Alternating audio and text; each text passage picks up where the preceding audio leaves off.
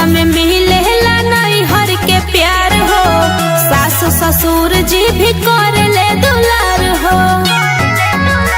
बुझाई ए हो, ससुरा में मिलेला नैहर के प्यार हो, सास ससुर जी भी कर ले दुलार हो।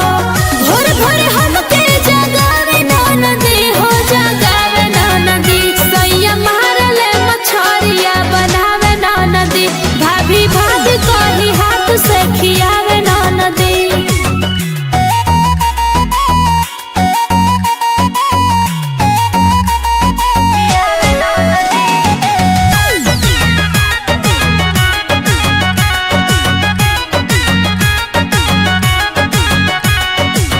मीठ मीठ बोले ला दे